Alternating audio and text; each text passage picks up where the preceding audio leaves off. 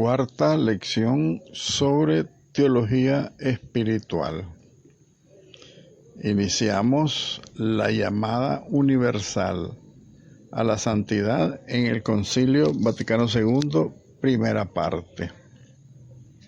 A la Santísima Virgen María, nuestra Madre, para que interceda por nosotros y nos regale la pureza de su alma, de su mente y su corazón para llegar nosotros también a la santidad. Bendita sea tu pureza y eternamente lo sea, pues todo un Dios se recrea en tan graciosa belleza. A ti, celestial princesa Virgen Sagrada María, yo te ofrezco en este día alma, vida y corazón. Mírame con compasión, no me dejes, Madre mía. Amén. Bienvenidos, queridos hermanos. La vocación universal a la santidad de vida, enseñada por el Concilio Vaticano II, constituye la síntesis sencilla y a la vez sublime de todo su magisterio pastoral, su conclusión teórica y como principio práctico de la buena nueva evangélica aplicada a la vida. Eso es en síntesis la llamada universal a la santidad que nos hace el Concilio Vaticano II, como una síntesis sencilla y sublime de su magisterio pastoral, de una forma teórica, pero también de una forma práctica, dice el documento del Vaticano II. Este llamado fluye de la universal voluntad salvadora de Dios, donde se refiere San Pablo en la primera carta a Timoteo, que Dios quiere que todos los hombres se salven. Todos los hombres, nos dice el concilio, están llamados por eso a esta unión con Cristo, luz del mundo, de quien procedemos, por quien vivimos y hacia el cual nos movemos, dice San Pablo, pero también lo dice Lumen Gentium número 3. En él existimos, somos y existimos y nos movemos, como dice, pues, ¿verdad? Bien, la Iglesia, por eso, nacida del misterio pascual de Cristo, esta Iglesia es realización en el tiempo de ese designio salvífico de Dios. Así pues, quienes se incorporan a la Iglesia por el bautismo, estamos llamados a hacer realidad y plenitud su vocación cristificante. Todos los fieles cristianos de cualquier condición y estado, fortalecidos por tantos y tan poderosos medios de salvación, somos llamados por el Señor, cada uno por su camino. Somos llamados a la perfección de aquella santidad con la que es perfecto el mismo Padre Celestial. Lo sigue refiriendo Lumen Gentium. En esta enseñanza, entonces, advertimos el nova et vetera del Evangelio, ¿verdad? Según Mateo capítulo 13. Quiere decir lo nuevo y lo viejo del Evangelio.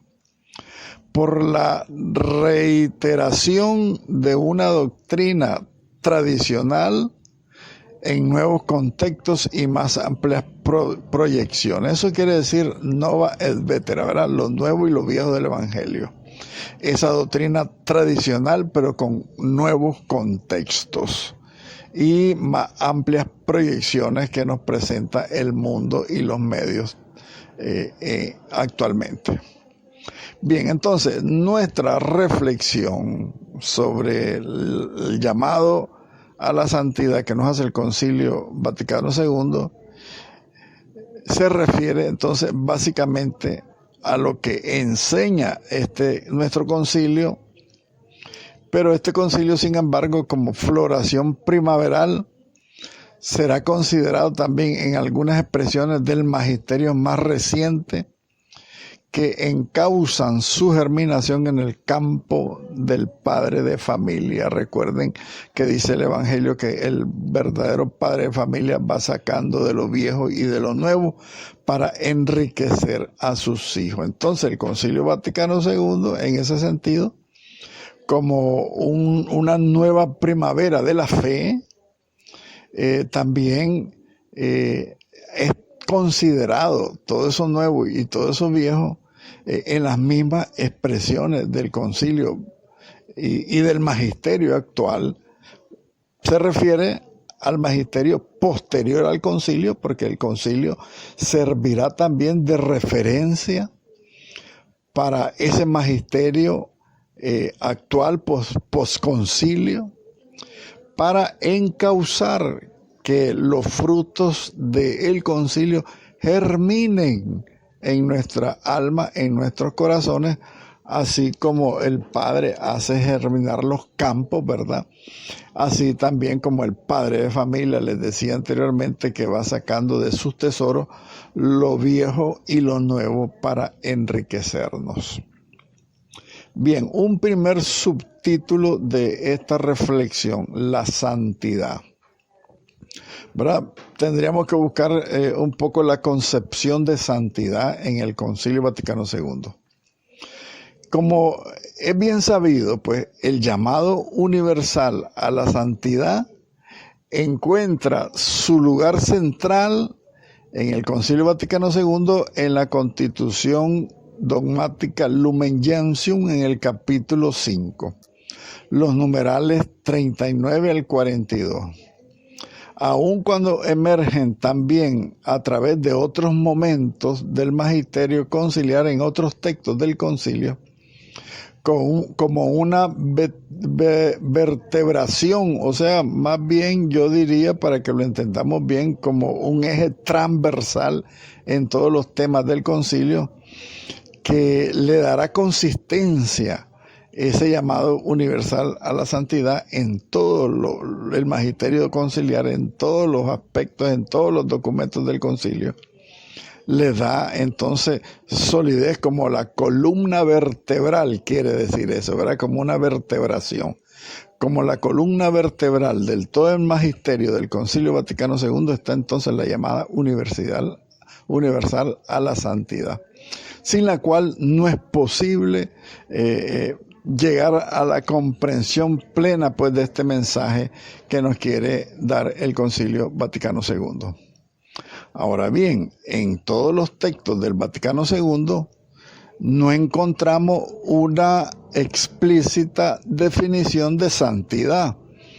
Pienso que lo hará Papa Francisco en su encíclica Gaudete et Exsultate, pero por el momento quedémonos con esto que dice la reflexión, que no hay una explicación explícita o una definición explícita de la palabra santidad en el Concilio Vaticano II. Pero sí bien se dan muchos elementos que configuran su completa descripción. Esto quiere decir que si nosotros unimos todo lo que dice sobre la santidad el Concilio Vaticano II, vamos a llegar a la conclusión de que nosotros mismos podemos sacar una definición, un concepto explícito de lo que significa la santidad. Las notas 2 y cuarto del texto finalmente promulgado por el Concilio Vaticano II, esas notas provienen de los anteriores esquemas preparatorios que preparaban, valga la repetición, los encuentros del Concilio Vaticano II, y se hace reseña de esos 2 y 4 textos, de esas notas, porque señalan importantes puntos de referencia al ser compulsados en sus fuentes, porque citan las fuentes bibliográficas. Entonces su contenido fue, por eso, ampliamente utilizado por la exposición conciliar, pues, del tema de la santidad. También en los años siguientes al Concilio Vaticano II, el Papa San Pablo VI abordaba abordaba o abordaría, ¿ves? Porque tenemos que hablar en pretérito porque el Papa ya murió, pues. Pero sí estamos refiriéndolo a los años posteriores al Concilio Vaticano II, y aún cuando el Papa San Pablo VI estaba vivo, él abordó el tema en la audiencia general del 14 de junio del 72. Y él, señalando sobre la base de la Suma Teológica de San Agustín, de Santo Tomás de Aquino, que si bien religión y santidad son dos conceptos distintos, no pueden concebirse sino de manera coincidente. O sea, las dos palabras, según la Suma Teológica de Santo Tomás de Aquino, religión y santidad, que son dos definiciones diferentes, se tienen que concebir la una con la otra, porque las dos coinciden. Y esto llevaba al Papa San Pablo VI a concluir diciendo que para un cristiano que quiera ser auténtico, la secularización como programa de vida es una conclusión incompleta, por no decir inaceptable. Recordemos que la secularización es más bien el modernismo que quiere sacar a Dios de la vida del ser humano.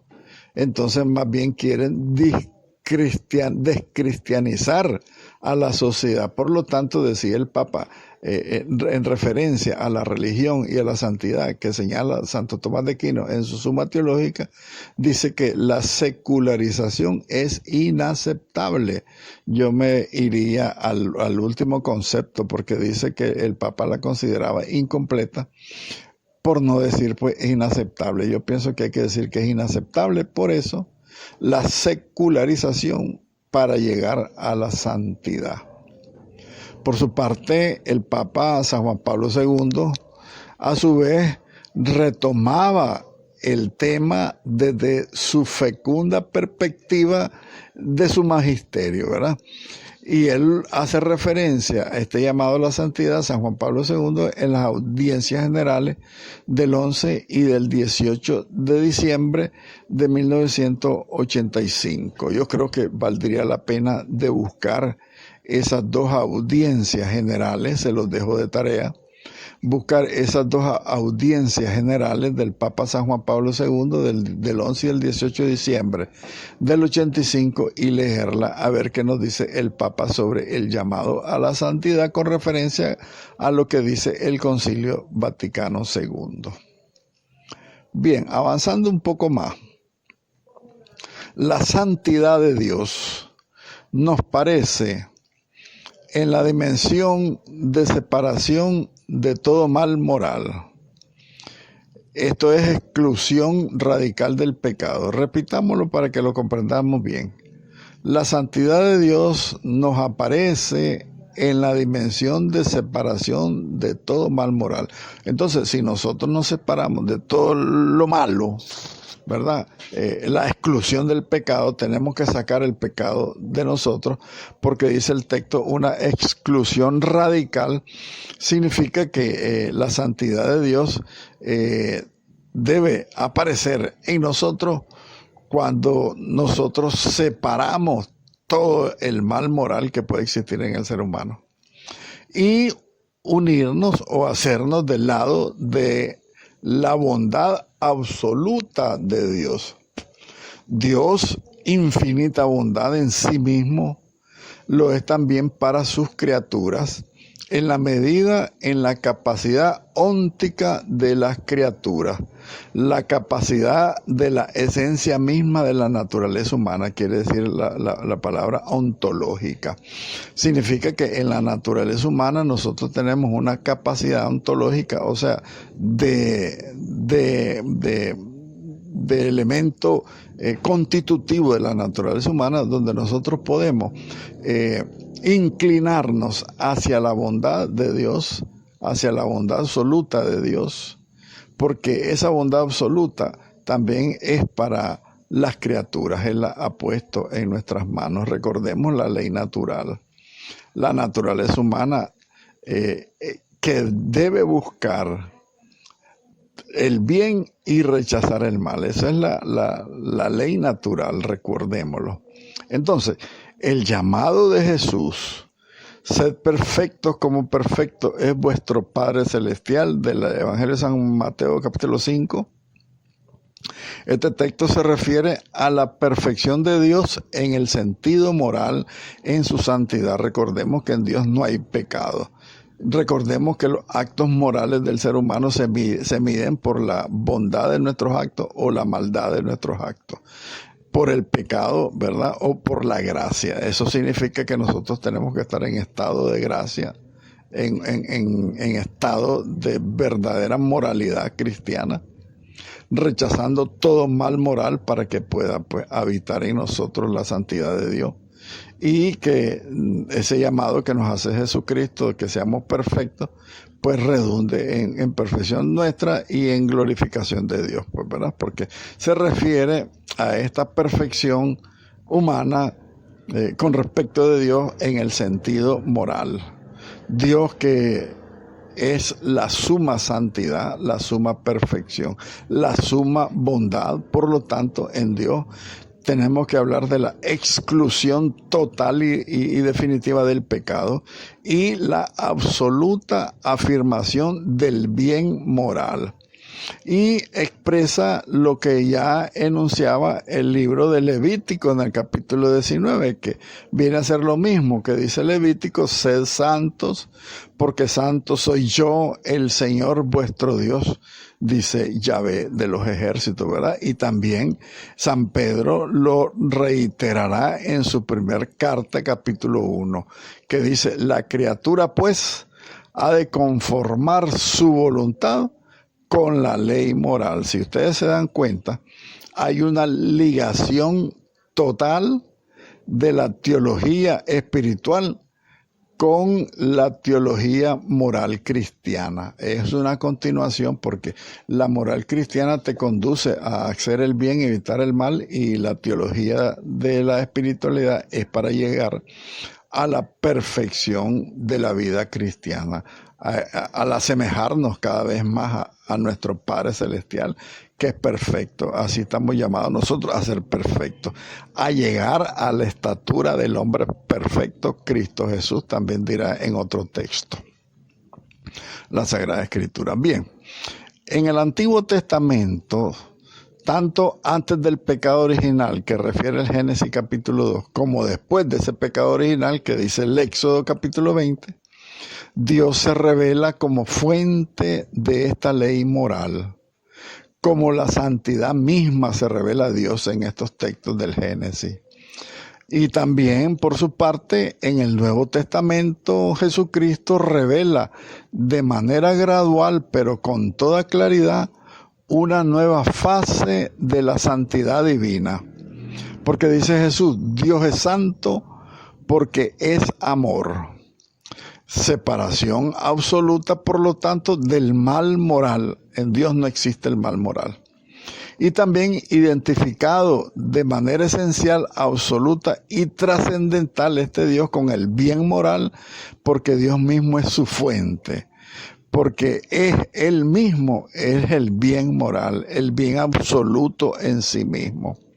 Ahora, de esta eterna voluntad de Dios sobre el bien, de esa voluntad eterna brota la infinita bondad de Dios para sus criaturas, especialmente para el hombre, ¿verdad? Porque si bien Dios ha expresado la voluntad infinita de su bondad en todos los bienes creados, los bienes visibles, el universo entero, la tierra, el mar y todo cuanto contiene, pero sin embargo es especialmente entonces el bien brota de Dios para sus criaturas, los hombres.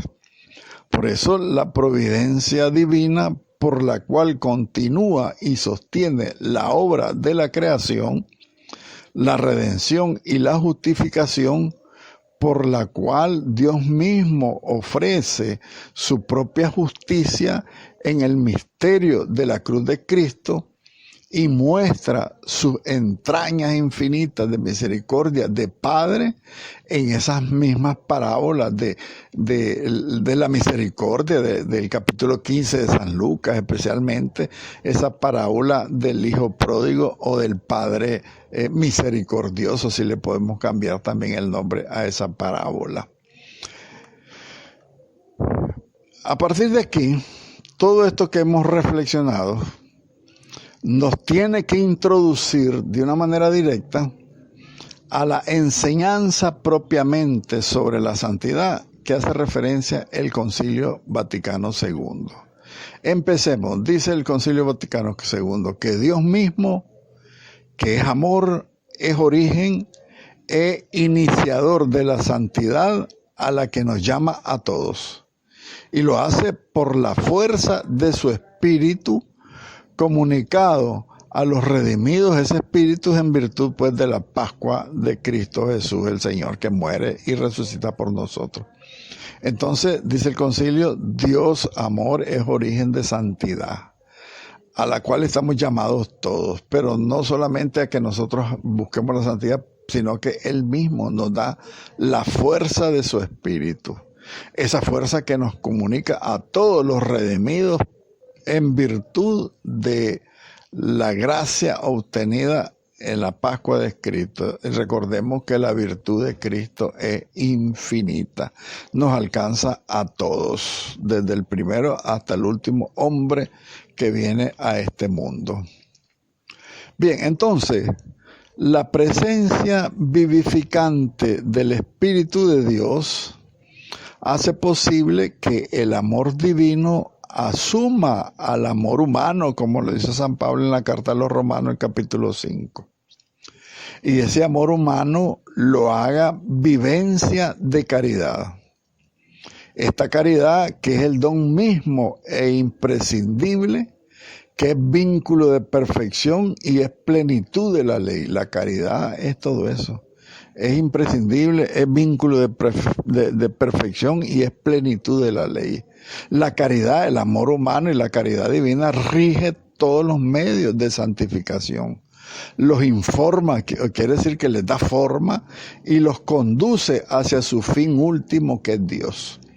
De aquí entonces que la caridad, el amor para con Dios y para con el prójimo es el signo distintivo del verdadero discípulo de Jesucristo. Miren que es una gran revelación, pero es una gran responsabilidad, ¿verdad? Porque si nosotros queremos decirnos y ser realmente verdaderos discípulos de Jesucristo, tenemos que tener caridad.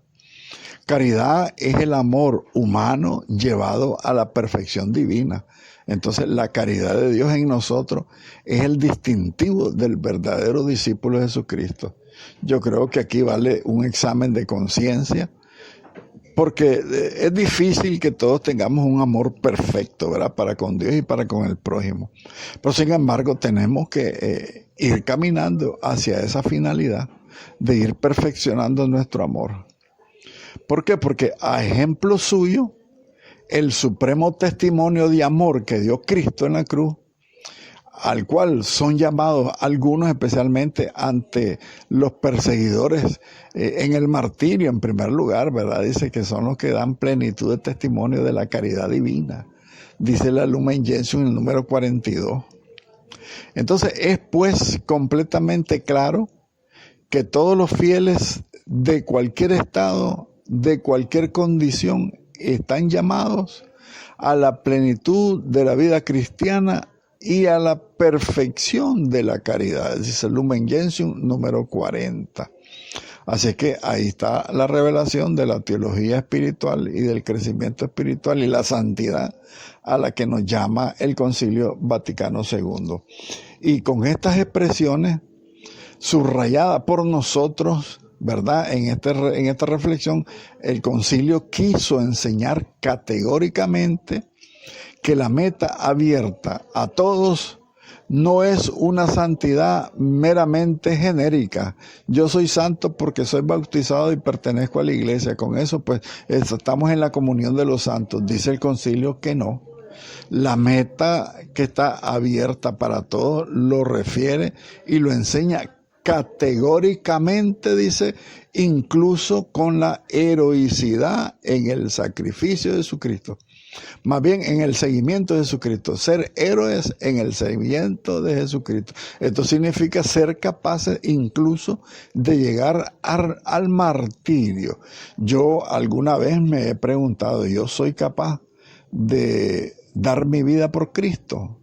Ahorita que se está poniendo de moda la persecución de la iglesia y de los cristianos, y que en Medio Oriente los han matado de una manera descomunal, sin asco y con todo el odio, y que en nuestros países ya cercanos, incluso en el nuestro, no estamos lejos de que el Señor nos pida en el seguimiento a Él, a Cristo, que seamos héroes, porque hay una persecución increíble contra los cristianos. Entonces, esta aclaración había sido solicitada por numerosos padres conciliares durante los debates que se daban en el aula conciliar del Vaticano II, porque estaban temerosos que se presentara un modelo de santidad de segunda clase como patrimonio común de todos los bautizados. Entonces, venimos a lo mismo, decir que nosotros somos verdaderos cristianos solamente porque somos bautizados y vamos a misa, dice el Concilio Vaticano II que no es suficiente, y que el concilio lo ratificó categóricamente, lo enseñó, para que incluso nosotros seamos capaces, por amor a Cristo, llegar hasta el testimonio heroico de ese seguimiento de Jesucristo, ¿verdad? Incluso con el martirio. Y los padres conciliares reclamaban que se definiera de esa manera, porque no es posible que dejáramos el modelo de santidad que Dios quiere para nosotros de segunda categoría, ¿verdad? De segunda categoría, o sea, de cristianos blandengues, que si quiero voy, si no quiero no voy. Bien, segundo subtítulo de la llamada a la santidad del Concilio Vaticano II, es la dimensión de la santidad cristiana. Ahora bien, en la consideración de la santidad que expone el Concilio Vaticano II, tenemos que advertir una doble dimensión, una dimensión cristocéntrica y una dimensión eclesiológica. Entonces, al interior de la dimensión eclesiológica nos aparece además su connotación escatológica, pero eso lo vamos a ir viendo en el desarrollo del tema. Primero veamos la santidad entonces en una dimensión cristocéntrica.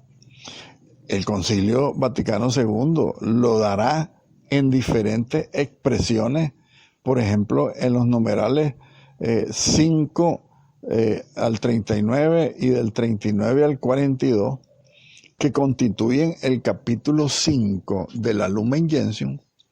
En estos capítulos ahondan en el carácter eminentemente cristocéntrico de la santidad. Porque Jesucristo con el Padre y el Espíritu Santo es proclamado el único santo, dice el numeral 39 de la Lumen Gentium. También hace referencia de que Cristo es maestro y modelo de toda perfección, es iniciador y consumador de la santidad de vida. Recordemos que es el primogénito entre muchos hermanos, es el alfa y el omega, el primero y el último. Por eso dice el concilio que es iniciador y consumador de la santidad de vida. También que la regeneración bautismal a la que todos hemos sido introducidos, que hace al hombre verdadero hijo de Dios, también lo hace partícipe de la naturaleza divina. Cuando recibimos el bautismo, por lo tanto, en nuestra naturaleza humana recibimos naturaleza divina, y por lo mismo realmente nos convertimos por el bautismo en santos. Lo que pasa es que después del bautismo empezamos a pecar, pero recién bautizados nosotros somos realmente santos, porque esto es una iniciativa divina y no es un mérito humano. Los bautizados son seguidores de Cristo y con la ayuda de Dios han de conservar y perfeccionar esa santidad recibida, dice el Lumen Gentium en el número 40. Dice también que los cristianos, pues, son los de antes conocidos por Dios y los destinados a ser conformes a la imagen de su Hijo, para que su Hijo, sea primogénito entre muchos hermanos, dice San Pablo en los Romanos capítulo 8, y por consiguiente, quien dice que permanece en él debe andar como él anduvo, dice el Evangelio más bien la primera carta de San Juan capítulo 2. Es decir, entonces, que si nosotros queremos andar como él, es decir, guiados por el Espíritu de Dios y obediente a la obra del Padre, adorándole en espíritu y en verdad, siguiendo a Cristo pobre, humilde y cargado con la cruz, a fin de ser hechos partícipes de su gloria eterna. Entonces, cada uno según los dones y las funciones que le son propios, que nos da el Espíritu Santo a cada uno, dice Lumen Gentium 41, si bien el testimonio supremo de amor, que es el martirio, es un don concedido a pocos, sin embargo, todos debemos estar prestos, debemos estar preparados a confesar a Cristo delante de los hombres y seguirlo por el camino de la cruz. Los diversos medios de santificación, incluida la práctica de los consejos evangélicos, no tiene otra finalidad que reproducir en cada uno de nosotros la imagen del Hijo de Dios, dice Lumen Gentium 42. Jesucristo es, por lo tanto, no solo la causa ejemplar y eficiente de santidad para todos los fieles, sino que es ante todo la causa formal de la santidad de todos los fieles. Es el sentido de las expresiones de San Pablo cuando dice revístanse de Cristo, ¿verdad? En los Gálatas capítulo 3. Ser en Cristo Jesús, dice en la primera carta a los Corintios también. Y las últimas líneas que dice el numeral 40 del Lumen Gentium, reiteran a todos los fieles el carácter cristocéntrico de la vocación a la santidad en cuanto a su entidad misma, ¿verdad? Los seguidores de Cristo, las huellas de Cristo, los hechos de su imagen, en cuanto a su actuar obedeciendo en toda la voluntad del Padre, en cuanto a su motivación más profunda, que es que Él se entrega con toda su alma, ¿verdad? Él se entrega con toda su alma a toda la voluntad divina, todo su ser para la gloria de Dios, toda su entrega, todo su sacrificio al servicio del prójimo, los hombres que somos sus hermanos, ¿verdad? Entonces, por eso nosotros estamos llamados entonces, aparte de la manifestación suprema de la caridad cristiana, del seguimiento de Jesucristo, hasta el martirio, también hay otros modos de llegar al martirio, ¿verdad? Dice el Vaticano II, o sea, los otros medios de santificación. Los consejos evangélicos, por ejemplo, ¿verdad? Obediencia, castidad y pobreza, los consejos evangélicos, que lo viven las vírgenes y los consagrados, pero que también todos nosotros estamos llamados a vivir, ¿verdad? En obediencia al Padre, pobres y humildes, sencillos. Acuérdense de la bienaventuranza, bienaventurar los pobres de espíritu, y también seguir el amor, ¿verdad? La obediencia, la pobreza, la castidad, en primer lugar la parte moral, ¿verdad? La renuncia al pecado y a los placeres, no solamente sexuales, a todos los placeres carnales. Y así nosotros estaremos siendo imagen de Cristo, ese Cristo que fue obediente a la voluntad del Padre, con una gran motivación, entregar su vida para la gloria de Dios y para nuestra santificación. Y el segundo elemento, pues, de esa dimensión eclesial de la santidad, que lleva dos apartados. Vamos a ver el primero, la dimensión eclesial de la santidad. Dice que el concilio de que en consecuencia y en consonancia con los comienzos de esta constitución Lumen Gentium, el numeral 39, se inicia aludiendo a la Ecclesia Trinitate et ad Trinitatem, que significa Iglesia de la Trinidad y a la Trinidad, porque Cristo, el Hijo de Dios, quien con el Padre y el Espíritu Santo es proclamado el único santo, este Cristo que amó a la iglesia como a su esposa, entregándose a sí mismo por ella para hacerla santa, y la adquirió con el don del Espíritu Santo para gloria de Dios. Y la adquirió en primer lugar con su sangre, ¿verdad? Y después la enriqueció con el don del Espíritu Santo para hacerla santa y también, por supuesto, para la gloria, en primer lugar, para la gloria de Dios Padre.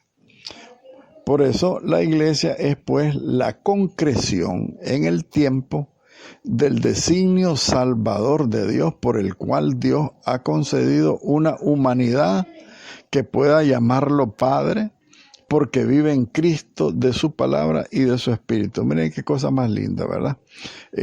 La iglesia en el tiempo es el designio salvador de Dios, porque Él nos ha concedido una humanidad a todos nosotros para que podamos llamarlo Padre, porque vive en Cristo de su palabra y de su espíritu, esa humanidad, primero en Cristo y después en nosotros.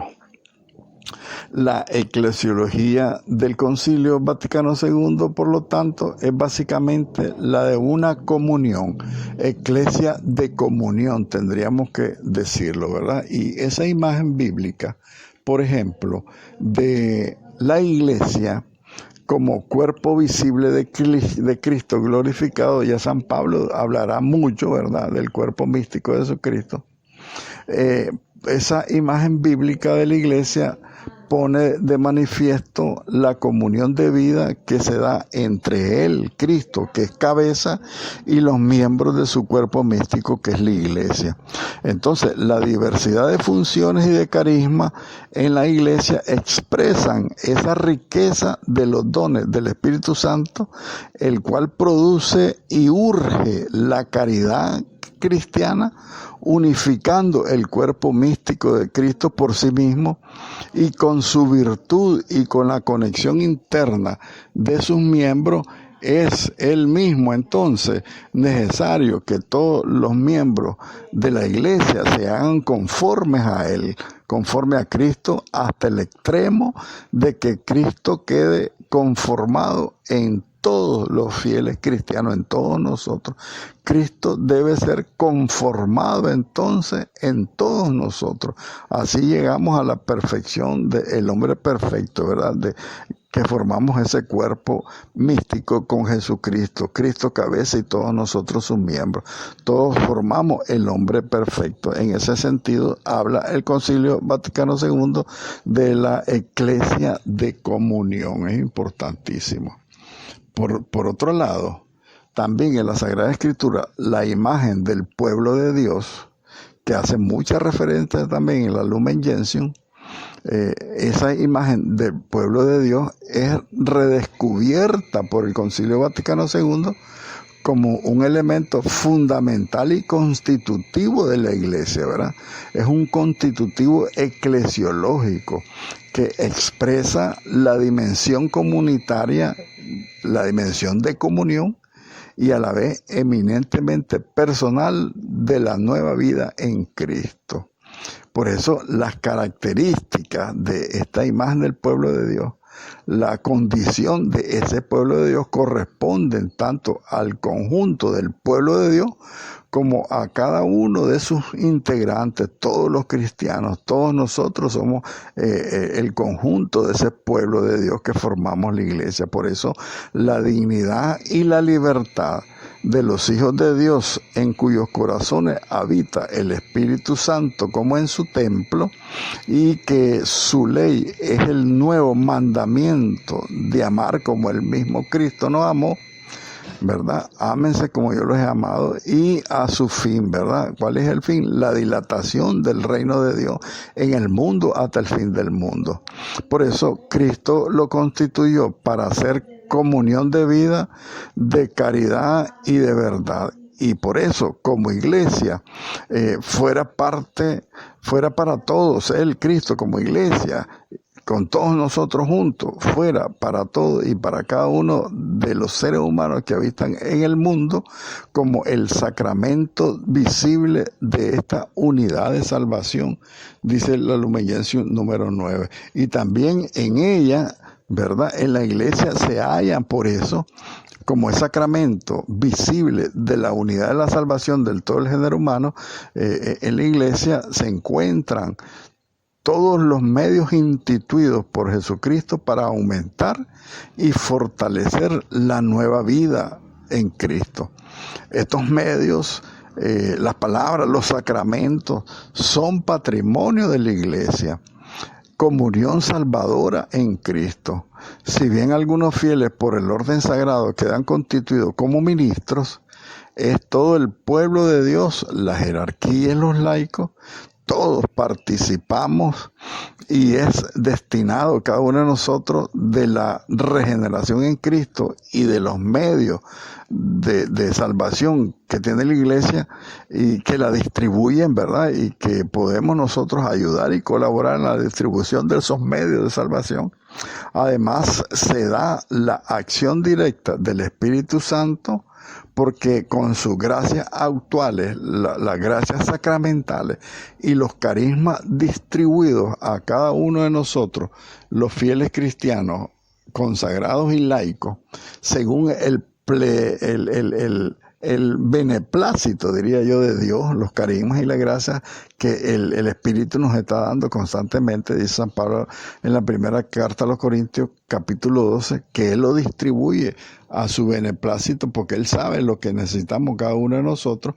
Entonces, a los pastores, por un lado, les corresponde discernir y no absorber. Les compete encauzar y no extinguir, ¿verdad?, los dones verdaderos del Espíritu Santo, esos dones que otorga el Espíritu para la edificación común de todo el pueblo de Dios, de toda la iglesia. Lo dice la Lumen Gentium y lo dice también Apostolicam Actuositatem en el número 3 y en el 4 también del Concilio Vaticano II. También creemos que la iglesia es indefectiblemente santa. Dice Lumen Gentium 39. Recuerden esta palabra porque hay gente que dice la iglesia es santa y pecadora. No, la iglesia no es pecadora, la iglesia es indefectiblemente santa. Pecadores son sus miembros, los miembros humanos, pero como institución divina la iglesia es santa, ¿verdad? Y la iglesia por eso, por ser indefectiblemente santa, dice Lumen Gentium 39, por eso también es madre de santos, ¿verdad? La iglesia es madre de todos los santos. Entonces, en ella, en la iglesia, por notable analogía con el Verbo encarnado, se conjuga la realidad divina y trascendente y la realidad humana e histórica. O sea, lo divino y lo humano se conjugan en la iglesia. Y también encierra en su propio seno a pecadores. Y siendo al mismo tiempo santa la iglesia, ella sí, por supuesto, necesita de purificación. Pero nunca tenemos que decir que la iglesia es santa y pecadora. La iglesia no es pecadora. Si bien es cierto, la iglesia necesita de purificación porque en el seno de la iglesia existimos los pecadores, por eso estamos llamados, en primer lugar, a seguir creciendo en la santidad, pero también en la necesidad de purificación.